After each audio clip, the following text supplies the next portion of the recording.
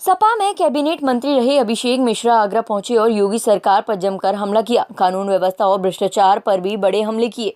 पूर्व कैबिनेट मंत्री और राष्ट्रीय सचिव अभिषेक मिश्रा आगरा पहुंचे और मीडिया से रूबरू हुए। अभिषेक मिश्रा का कहना था कि योगी सरकार न आम आदमी को सुरक्षा दे पा रही है और न बहन बेटी की इज्जत की ही हिफाजत कर पा रही है। बावजूद इसके योगी आदित्यनाथ यूपी में ऑल इज वेल कह रहे हैं।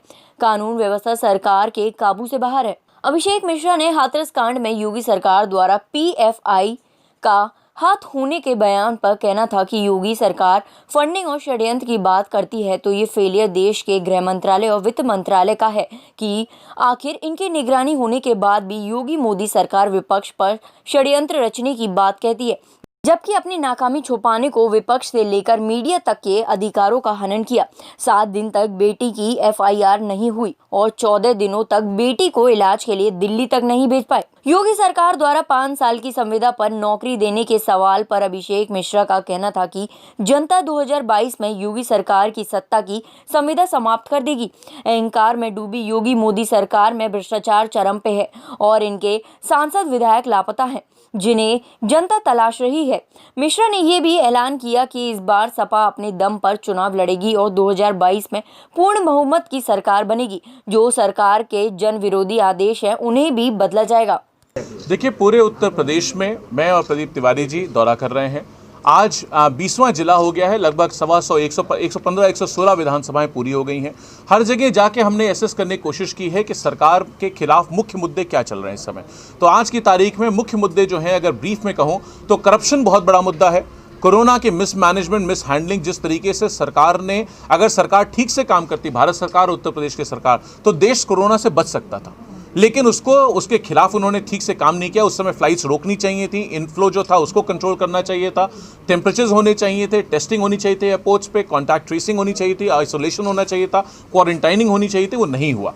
इसके अलावा कॉस्ट, बढ़ती कीमतें बहुत बड़ा मुद्दा है। लोग अपना घरों का किराया नहीं दे पा रहे हैं, बच्चों का फीस नहीं दे पा रहे हैं, बिजली का बिल नहीं दे पा रहे हैं। उसके बाद उत्तर प्रदेश में 4 साल में 4 बार बिजली का बिल बढ़ा दिया गया।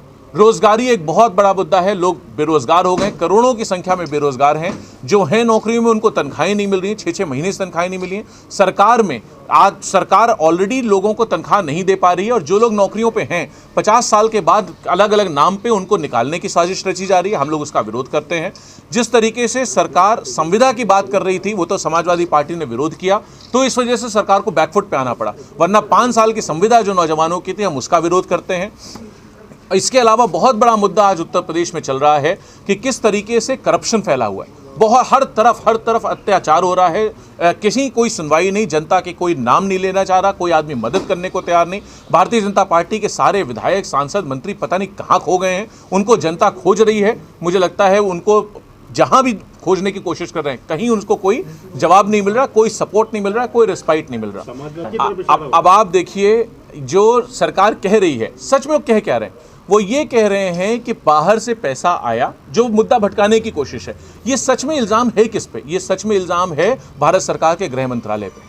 ये सच में इल्ज़ाम है भारत सरकार के वित्त मंत्रालय पे, क्योंकि जो फाइनेंशियल इंटेलिजेंस यूनिट है ये उसका फेलियर है। अगर ऐसा हुआ है तो उसके खिलाफ सख्त से सख्त कार्रवाई हो, सख्त से सख्त, जो हिंदुस्तान के कानून में सबसे कठोर कार्रवाई हो वो हो जाए। लेकिन फेलियर किसका है? ये फाइनेंस मिनिस्ट्री का फेलियर है और होम मिनिस्ट्री का फेलियर। उनका काम था इंटेलिजेंस देना, होम मिनिस्ट्री का काम था अप्रूवल देना कि कौन पैसा बाहर से देगा, कौन उसको रेगुलेट करेगा, कौन मॉनिटर करेगा। अब ये तो सरकार बताए, माननीय मुख्यमंत्री जी, और जो लोग कह रहे हैं इस बात को वो बताएं कि वो क्यों अपने भारत सरकार के मंत्रियों पर इल्जाम लगा रहे इतना बड़ा। उत्तर प्रदेश में न लॉ बचा है न ऑर्डर बचा है। लॉ एंड ऑर्डर नाम की चीज अब बची नहीं है, पूरी तरह कोलैप्स हो गई है। आपने देखा हाथरस का जो कांड हुआ, हाथरस के कांड को ये घुमाने की कोशिश कर रहे हैं, अलग मुद्दा दे। इनकी आदत है हर चीज को हिंदू मुसलमान बनाने की कोशिश करते हैं। लेकिन अगर सच में मुद्दे हैं, हम लोग, आपको मैंने कहा कि 100 से ज्यादा विधानसभा, 100 विधानसभा लगभग घूम के आ रहे हैं। जो लोग सवाल पूछ रहे हैं, जो उत्तर प्रदेश की जनता जवाब चाहती है, वो ये जवाब चाहती है कि आखिर 7 दिन बाद क्यों एफआईआर लिखी गई। किसको बचाने की कोशिश कर रहे थे लोग? किसके कहने पर बचा रहे थे? कहां से फोन आ रहे थे, चाहे लखनऊ से थे या लोकल लेवल के थे? किसके फोन थे जिससे 7 दिनों तक उन लोगों के खिलाफ एफआईआर नहीं लिखी गई? लोग उत्तर प्रदेश ये जानना चाहता है कि 14 दिन तक उस बच्ची को इलाज के लिए दिल्ली क्यों नहीं भेजा गया, जब हम लोग लगातार ये कह रहे थे कि भाई दिल्ली भेज दीजिए, दुबई भेज दीजिए, सिंगापुर भेज दीजिए। यहां तक हम लोगों ने, मैंने स्वयं मांग की, समाजवादी पार्टी ने मांग की, हमने लॉ एंड ऑर्डर के खिलाफ गवर्नर साहब तक को ज्ञापन दिया, हर चौराहे पे हर जगह धरना प्रदर्शन किया, लखनऊ में विधानसभा के सामने किया। तो लाठी चलाने को तो सरकार तैयार है, एफआईआर लिखने को सरकार तैयार है, गलत इल्जाम और मुकदमे लिखने को सरकार तैयार है, लेकिन उस बच्ची को इलाज के लिए दिल्ली भेजने के लिए तैयार नहीं थी, जबकि निर्भया का फंड अलग से है, वो पार्लियामेंट का पास बजट है, पार्लियामेंट से उसको अप्रूव्ड है, उत्तर प्रदेश ने अडॉप्ट कर रखा है उसको, लेकिन नहीं किया। उसके बाद जनता ये जानना चाहती है 15 दिन बाद एसआईटी क्यों गठन की गई। उत्तर प्रदेश ये सवाल पूछना चाह रहा है, जब एसआईटी गठन की गई तो हमारे पत्रकार साथियों से, मीडिया से कौन सा खतरा था जो इनको गांव में घुसने नहीं दिया गया?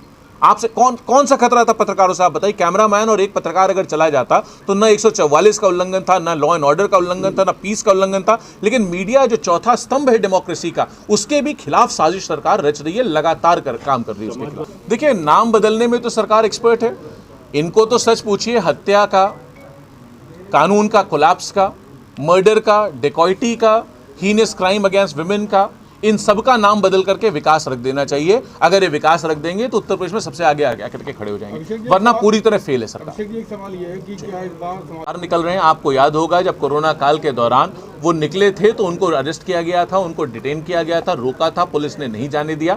सरकार उनके नाम से डरती है, समाजवादियों के नाम से घबराती है। जहां समाजवादी लाल टोपी दिखाई पड़ जाती है, जहां साइकिल दिखाई पड़ जाती है, जहां झंडा दिखाई पड़ जाता है, वहां भारतीय जनता पार्टी की नींद उड़ जाती है। ये सिर्फ इनको पुलिस दिखाई पड़ती है, प्रशासन दिखाई पड़ता है, ये चाहते हैं किसी तरीके से इनको आगे करो, इनके खिलाफ फर्जी मुकदमे लिखो। लेकिन मैं आपको विश्वास दिलाना चाहता हूं, उत्तर प्रदेश के हित में, उत्तर प्रदेश को विकास के रास्ते पे लाने पे, दोबारा उत्तर प्रदेश को जोड़ने पे, हिंदू मुसलमान की लड़ाई से बचाने के लिए जो करना पड़ेगा समाजवादी पार्टी करेगी, माननीय राष्ट्रीय अध्यक्ष जी करेंगे, और पूरी ताकत से, पूरी मजबूती से एक एक गांव, एक एक मोहल्ला, एक एक नुक्कड़, एक एक बाजार, एक एक द्वार, एक एक दरवाजे पे नजर आएंगे समाजवादी राष्ट्रीय अध्यक्ष।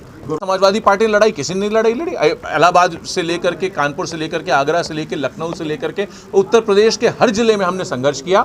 हमारे लोगों पे मुकदमे लिखे गए, लाठीचार्ज किया पुलिस ने, लेकिन सरकार के कानून पर जू नहीं रहेंगी। सरकार को दर्द दुख दिखाई नहीं दे रहा। किसानों के फार्म बिल पे जो कर रहे हैं, किसान कह रहा है हमारे खिलाफ है, किसान कह रहा है मत करो सरकार, किसान कह रहा है साहब हमें नहीं चाहिए फार्म बिल, लेकिन सरकार कह रही है हम तो आपका फायदा करके ही मानेंगे, क्योंकि फायदा वो किसी और का कर रहे हैं। सरकार, किसान भी जानता है, सरकार भी जानती है।